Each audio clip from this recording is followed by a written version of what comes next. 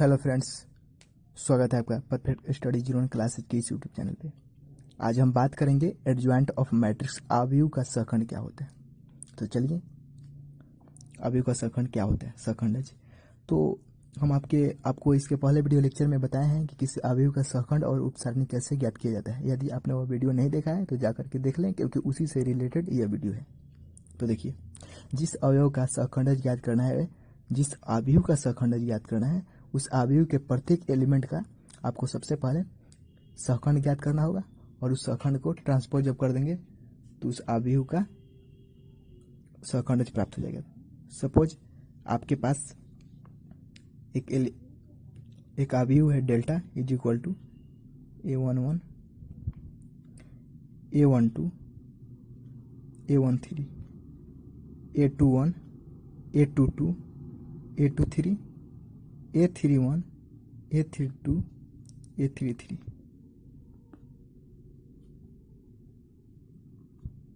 ये जो मैट्रिक्स है आपका, इस मैट्रिक्स के प्रत्येक अवयव का आप सबसे पहले फर्स्ट ऑफ ऑल सहखंड ज्ञात करेंगे।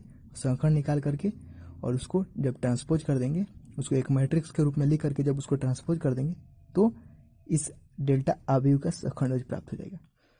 इसके पहले हम स्टार्ट करें एग्जाम्पल के द्वारा आपको बताएं। सबसे पहले आप कुछ बातें बता देना चाहते हैं जो यूज होने वाले हैं। जैसे ये R1 होता है, ये R2 को डिनोट करता है, ये R3 को डिनोट करता है। उसी तरह ये C1 को, ये C2 को, ये C3 को। ये जो क्षैतिजता लाइन है ये R1 है, पहला रो, दूसरा रो, तीसरा रो, पहला कॉलम, दूसरा कॉलम, तीसरा कॉलम। अब देखिए, यदि आपको बोला जाए कि इसमें से पहला रो और पहला कॉलम का अवयव कौन है, ऑब्वियसली आप बोलेंगे यहाँ पे कि पहला रो और पहला कॉलम यहाँ पे A11 है। उसी तरह बोला जाए कि दूसरा रो और दूसरा कॉलम का अवयव कौन सा है, तो यहाँ पे A22 है, क्योंकि देखिए दूसरा रो और दूसरा कॉलम जाकर के यहाँ पे मिल रहा है तो ये अवयव है। तो आप समझ गए। और हम एक बात बता देना चाहते हैं कि सहखंड किसी, जैसे मान लीजिए कि आपके पास एक अवयव है A11, इसके सहखंडज को आप डिनोट करेंगे A11 या C11, समझ गए। और A11 अवयव है, इसके उपसारणिक को डिनोट करेंगे M11 से। तो आपको ये बातें याद रखना है जो यूज होने वाला है। अब चलिए हम सपोज एक एग्जांपल लेते हैं। A इज इक्वल टू -20, 40 और एक -43 और दूसरा एक अवयव है 36। ये जो अवयव है, बोला जा रहा है कि इस अवयव का लिखा गया है कि इतना का क्या है, सहखंडज ज्ञात करें। तो आपको क्या करना है सहखंडज ज्ञात करने के लिए। देखिए, सहखंडज ज्ञात करने के लिए सबसे पहले हम आपको बता दें, जैसे मान के चलिए कि आव्यूह X का सहखंडज, यहाँ पे आव्यूह X की जगह कुछ भी हो सकता है, ABCD, जनरल टर्म में मैंने ये बातें को लिखा है। अब चलिए, ये हो जाता है आव्यूह X के सहखंड का परिवर्त। तो आपको ये बातें याद रखना है, इसी से हमारा आव्यूह X का सहखंडज प्राप्त हो जाएगा। तो चलिए, इसका निकालना है सहखंडज। तो लिखेंगे यहाँ पे पहले फर्स्ट ऑफ ऑल सभी एलिमेंट का एक एक करके सहखंड ज्ञात करेंगे। तो देखिए, लिखेंगे यहाँ पे -20 का सहखंड। इसके सहखंड को डिनोट किससे करेंगे, A11 या C11 से, कुछ भी से डिनोट कर सकते हैं, क्योंकि यहाँ पे बताए हैं कि यदि A11 कोई अवयव है तो उसके सहखंड को A11, बड़ी A11 या C11 से। तो -20 का सहखंड, और -20 पहले रो और पहले कॉलम का अवयव है, और इसको सिंबॉलिक रूप से हम A11 इक्वल टू लिख सकते हैं। A11 इक्वल टू -20 का सहखंड को हम A11 से डिनोट कर रहे हैं, और ये हो जाएगा इक्वल टू सखंड क्या होता है, तो देखिए -1 की घात में लिख देंगे, ये जो सफिक्स में है इसको जोड़ देंगे और गुना करा देंगे किससे, इसके माइनर से यानी कि उपसारणिक से, यानी कि m11 से।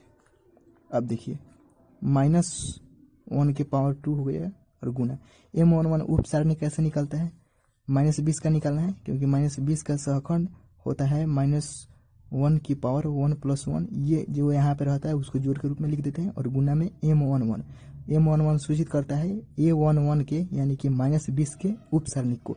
और -20 का उपसारणिक कैसे निकाला जाता है, जिस अवयव का उपसारणिक निकालना है उसको वहाँ से एक वर्टिकल लाइन और एक हॉरिजॉन्टल लाइन खींच दीजिए, जो अवयव बच जाएगा उसको सारणी के रूप में लिख दिया जाता है, तो ऐसे लिख देंगे।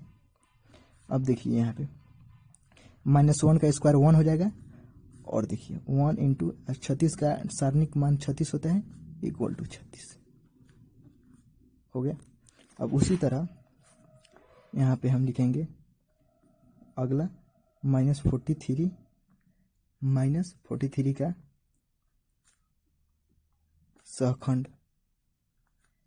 सहखंड इज इक्वल टू -1 की पावर, आप यहाँ पे सिंबॉलिक रूप में दे भी सकते हैं और नहीं भी दे सकते हैं। और यदि आप देना चाहें तो यहाँ पे -43 देखना है कि किस रो और किस कॉलम का अवयव है, तो -43 देखिए पहला रो और दूसरा कॉलम का अवयव है, यानी कि इसको हम डिनोट करेंगे किस चीज से, A12 से।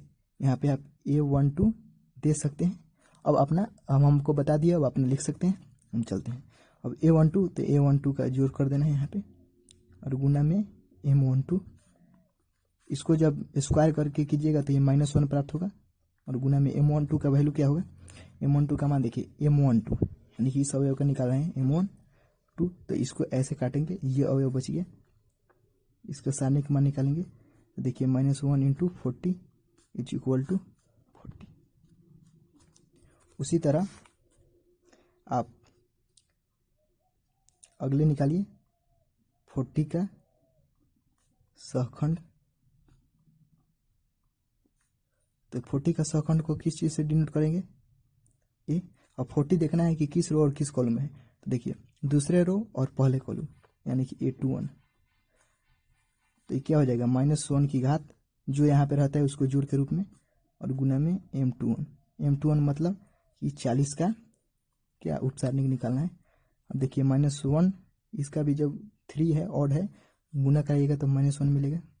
और M21 का कैसे निकाला जाता है हमको बताए हैं, M21 माने कि दूसरे रो और पहले कॉलम यानी कि 40 का निकाल रहे हैं और ऐसे हम काट देंगे लाइन, जो बच गया उसका सारणिक मान निकाल देंगे। तो देखिए -1 इंटू -43 इज इक्वल टू 43। अब उसी तरह किसका 36 का निकालेंगे सहखंड, क्या हो जाएगा ए। 36 किस रो और किस कॉलम है, तो देखिए दूसरे रो और दूसरे कॉलम है, तो यहाँ पे 2 लिख देंगे। अब देखिए -1 की घात में लिखेंगे 2 + 2 और M22, ये और सॉरी इवन है 1 प्राप्त होगा। और M22 को कैसे निकालते हैं, यहाँ से 2 लाइन खींचेंगे, जो बचेगा उसको सारणिक में लिख देंगे, तो इसको लिख देंगे -20 -1 इंटू -20 का सारणिक -20 ही होता है, तो देखिए यहाँ पे 1 है हमारा -20 तो हो जाएगा -20। तो देखिए यहाँ पे -20 का सहखंड प्राप्त हुआ 36, -43 का सहखंड 40, 40 का सहखंड 43 और 36 का सहखंड -20 लिखेंगे। अतः अवयव एक का सहखंड इज इक्वल टू, देखिए -20 यहाँ पे है और -20 का देखिए 36 आया है सहखंड, तो जिस जगह पर यहाँ पे -20 है ना, यहाँ पे देखिए जिस जगह पर -20 है उसी जगह पर यहाँ पे इस अवयव में सहखंड को लिख देना है, तो 36।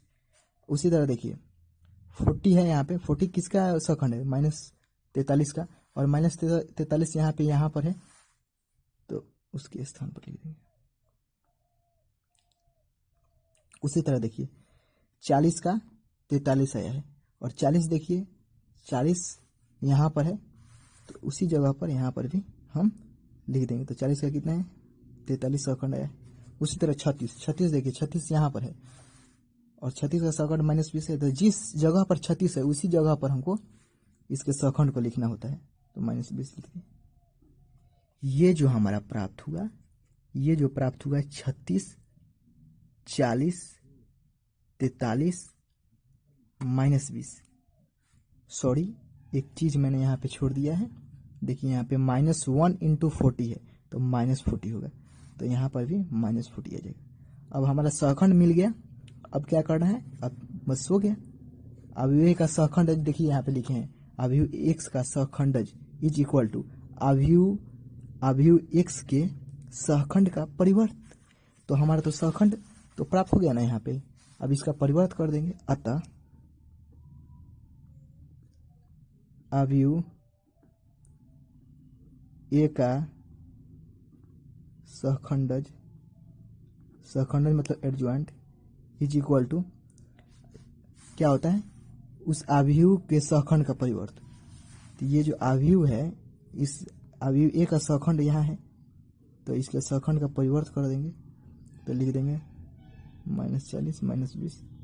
अब इसका सहखंड करना है, तो सहखंड का मतलब होता है कि यहाँ पे टी लिख दीजिए, मतलब सहखंड हो गया। और यहाँ पे डैश भी आप दे सकते हैं। अब हम आपको बताए हैं कि लिखा कैसे जाता है इसको।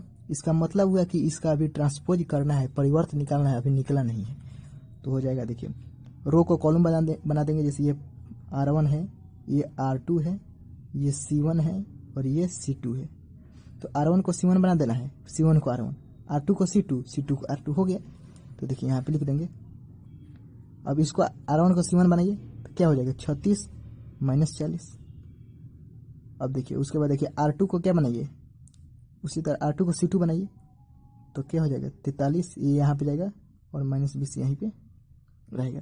अब आप देखेंगे कि अगर आप किसी एक को बदल देंगे ना, R1 को C1 में बदल दिए और R2 को C2 को, तो कॉलम अपने आप बदल जाता है। तो देखिए आप यहाँ पर देख सकते हैं कि C1 देखिए C1 में -36 43 है, तो -36 43 अपने आप रो में हो गया है। उसी तरह देखिए कॉलम में -40 -20 है, कॉलम है, तो ये देखिए अपने आप यहाँ पे -40 -20 R2 बन गया है, C2 R2 बन गया है।